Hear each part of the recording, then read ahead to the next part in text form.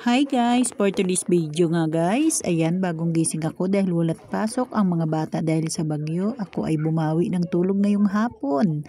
Ayan guys, nagpapalit ako dyan ng sapin ng aming kama dahil ito ay napakadumi na kasi meron akong apo na laging nandito. Kahit nasa kama ay pinapakain ng kanyang nanay as usual. Mga bata ang titigas ng ulo. Ayan guys, pinapalitan ko na siya. Dahil ang aming sapin, ang aming unan at kumot ay nangangamoy 1,000 na. Sana all. Sana all ay 1,000 ang amoy. Ayan. Nagawa mo pa dyan pa. Sayaw-sayaw ka pa ha.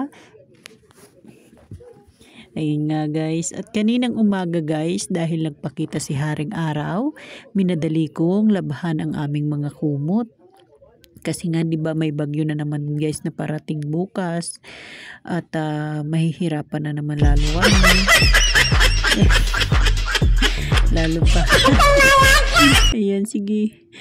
Lalo pa at kami ay binabaha guys kaya konting ulan lang dito basta bumaha yung sapa ay matik kami guys, papasukin kami ng baha. Kaya ayan, kailangan ko nang palitan lahat, linisin lahat. Ayan guys, napapalitan ko na siya at yung mga kumot din ay akin ng nalabhan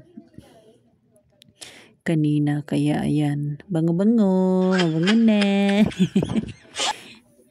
Bango na ulit, hindi na amoy 1,000.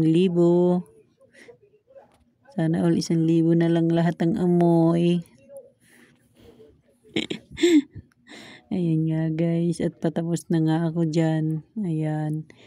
Ayan nga. O, diba? At tapos niyan guys, eto na nga, nagluto na nga ako ng tosino para sa ulam namin ngayong gabi. Ayan. O ha. Pinapakuluan ko muna yan guys sa tubig para lumambot agad. Tsaka ko siya lalagyan ng mantika para sa pagprito niya. Ayan. O tapos pinirito ko guys yung hotdog ng bunso ko kasi hindi siya kumakain ng baboy guys.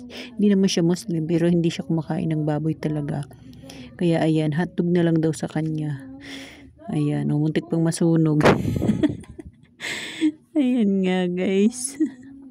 Diyan ko na rin nga pala guys sinangag yung kanin dahil marami kaming tirang kanin kaninang tanghali dahil 3 lang naman kaming kakain ngayon, yung 2 bata at saka ako. Sinangag ko na lang dyan guys dahil malasa yan guys, 'di ba? Yung pinaglutuan ng sino.